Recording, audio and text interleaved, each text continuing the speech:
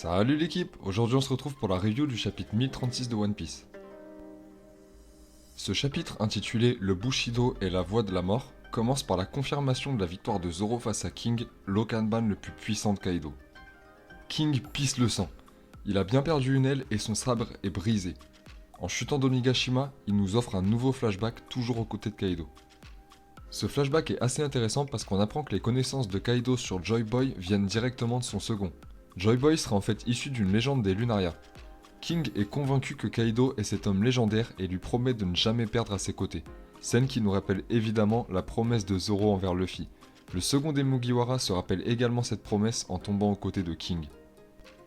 Zoro a réussi à vaincre King et de fait, il devient une menace certaine pour le monde.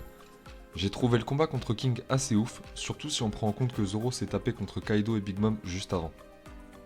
Juste après ces souvenirs, Oda nous offre une page que je trouve incroyable. Zoro se proclame roi des enfers, avec une pose majestueuse dans les airs, bandana sur la tête et sabre enduit de haki des rois. Cette scène dans l'animé, je pense vraiment qu'on n'est pas prêt. Zoro utilise ensuite une attaque pour se propulser sur Onigashima. Le roi des enfers ne sait pas voler, mais il possède des techniques qui peuvent pousser son utilisateur.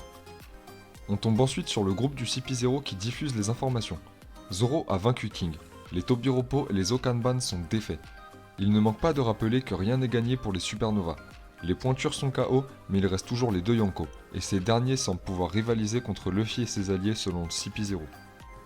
Petite case sur Law et Kid contre Big Mom. On voit qu'il galère contre la Yonko qui est totalement hors de contrôle, mais j'ai confiance en la puissance des Supernovas et j'imagine un renfort possible de Marco. Big Mom est en pleine furie et lance des poutres omises sur les alliés de Luffy. Après ça, on observe Momonosuke qui s'efforce toujours à arrêter Onigashima. En effet, si Luffy gagne contre Kaido, l'île s'écrasera sur la capitale des fleurs. Place à Yamato. Notre potentiel nouveau Nakama est arrivé devant l'armurerie. L'endroit est bloqué par un Numbers, mais Fuga, un autre Numbers, le déboîte pour donner l'accès à Yamato. Cette dernière est actuellement au même endroit que les flammes vengeresses de Kanjuro qui s'approchent également de l'armurerie.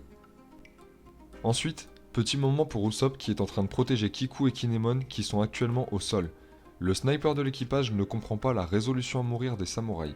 Lui qui se bat en permanence contre la mort ne peut concevoir de gâcher tous ses efforts et continue le combat en larmes. Après les belles paroles, les actes. Usopp risque de se faire blesser par les soldats, mais Izo apparaît pour le sauver. Il tire de multiples balles en un instant avec son arme et tue tous les assaillants. Les sbires de Kaido sont choqués de voir un des commandants de Barbe Blanche à Onigashima, surtout qu'ils savent que Marco est également présent. Izo nous offre ensuite une scène qui me fout les frissons. À la manière de Denjiro lorsqu'il attache Sasaki, il retire son manteau et relève le si distinctif signe du clan Kozuki.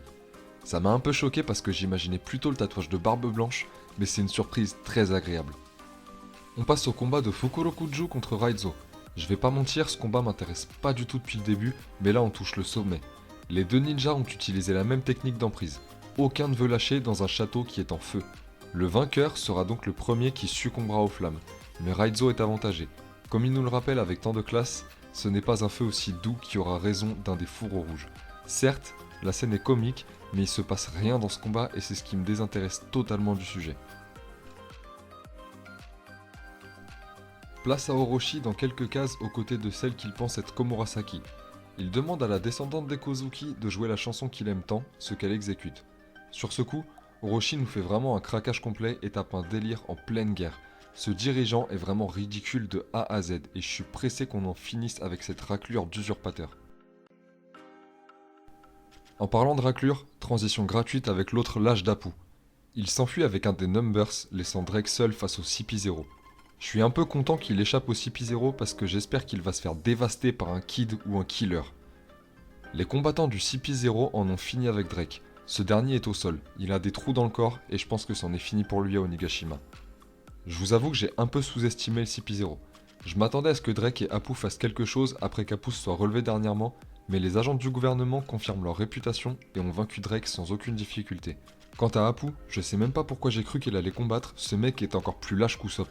Je ne sais pas ce qu'Oda nous réserve avec ce personnage, mais ce qui est certain, c'est qu'actuellement il fait tout pour qu'on le déteste. Les agents reçoivent un appel de leur force d'information et sont mis au courant de la situation. Ils considèrent les deux Yonko comme avantagés malgré tout.